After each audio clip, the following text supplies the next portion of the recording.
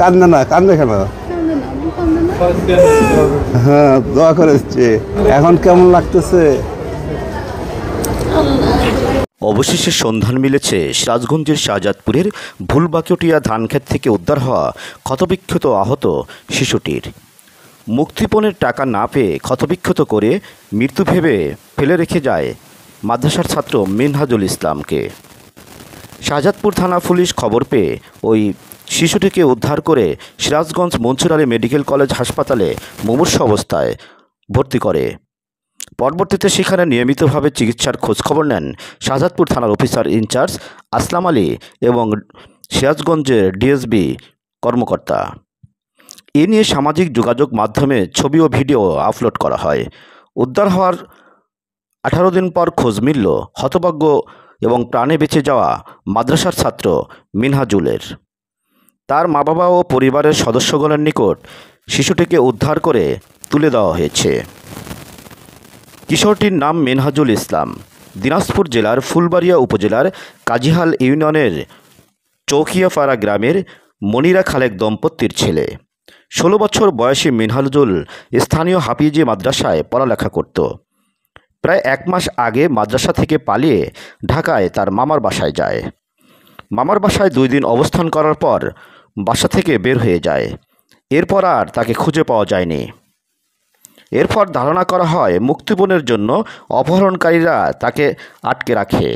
মুক্তিপণের টাকা না পেয়ে তাকে হত্যা করার চেষ্টা করে। পরে মুমূর্ষু অবস্থায় শাহজাদপুর উপজেলার ভুলবাকটিয়া ধানক্ষেতের পাশে ফেলে রেখে যায়। পুলিশ 1 মে তাকে উদ্ধার করে সিরাজগঞ্জ মনসুর আলী মেডিকেল কলেজে ভর্তি করে চিকিৎসার ব্যবস্থা করে। মিনহাজুলকে তার পরিবারের কাছে ফেরত দিতে পেরে শাহজাদপুর থানার অফিসার ইনচার্জ আসলাম আলী জানান, তার পরিবারের কাছে তুলে দিতে পেরে ভালো লাগছে। তিনি আরও জানান, অপহরণকারীরা মুক্তিপণের টাকা না পেয়ে মিনহাজকে হত্যা করতে চেয়েছিল। আল্লাহ তাআলা তাকে প্রাণে বাঁচিয়েছেন। এদিকে মাদ্রাসা ছাত্র মিনহাজকে পেয়ে তার মা আবেগ আপ্লুত।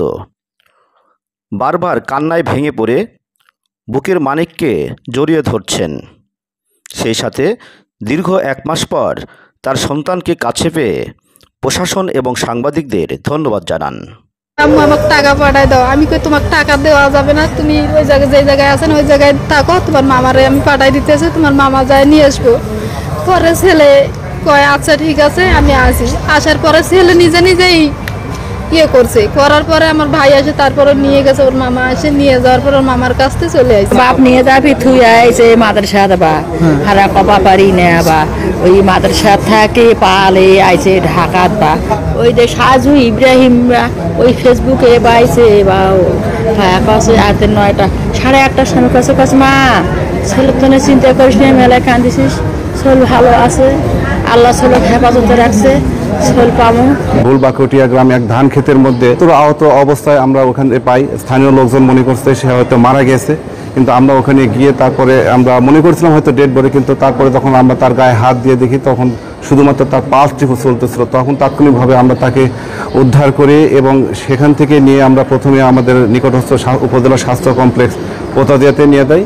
সেখানে প্রাথমিক ট্রিটমেন্টটা দেওয়ার পর তাকে বললো যে উন্নত চিকিৎসার জন্য হয় সিরাজগঞ্জ অথবা ঢাকায় রেফার করে। তখন আমরা তাৎক্ষণিকভাবে আমরা ওই মেডিকেলে ভর্তিকালীন অবস্থায় আমরা তার পরিবারটুকু মানে ইলেকট্রনিক প্রিন্ট মিডিয়ার মাধ্যমে আমরা তার পরিবারকে খোঁজার চেষ্টা করছি, তার পরিচয়টুকু আইডেন্টিফাই করার চেষ্টা করেছি এবং আমরা সর্বোচ্চ চেষ্টা করছি তার পরিচয়টুকু নিশ্চিত করার জন্য। কিন্তু সেই সময় আমরা তার পরিচয়টুকু পাই নাই, সেখানে দমে যায়নি। আমরা তাকে পুনরায় ওখান থেকে নিয়ে এসে এই শহীদ মনসুর আলী মেডিকেল কলেজ হাসপাতালে এখানে ভর্তি করি। প্রতিনিয়ত তার এই স্বাস্থ্যের খোঁজ খবরটুকু রাখতাম। ডিএসবি ছিল, তাকে এখানে সার্বক্ষণিক চিকিৎসা কাজে এঙ্গেজমেন্ট রাখছিলাম। সে সার্বক্ষণিক এই বিষয়গুলো দেখাশোনা করছে এবং আমি ব্যক্তিগতভাবেও এখানে এসে তার মানে চিকিৎসার খোঁজ খবর নিয়েছে এবং প্রতিনিয়ত তার জন্য উন্নত চিকিৎসা হয়। আপনারা একটু ট্রিটমেন্ট চেষ্টা করেন যাতে আল্লাহ তাকে হেফাজত করে। তারপরে তারা সর্বোচ্চ দিয়ে চেষ্টা করছে এবং আল্লাহ সর্বশেষ মহিমায় তাকে হয়তো আল্লাহ সেভ করছে, সে সুস্থ হয়েছে। আজকে আমাদের কাছে পরিপূর্ণ একটা আত্মতৃপ্তি যে আমরা তাকে সুস্থ অবস্থায় তার পরিবারের কাছে হস্তান্তর করতে পেরেছি। ভাই বোনের মধ্যে মাদ্রাসার ছাত্র মিনহাজুল সবার বড়। এম এ জাফর লিটন, উত্তর দিগন্ত নিউজ ডেস্ক।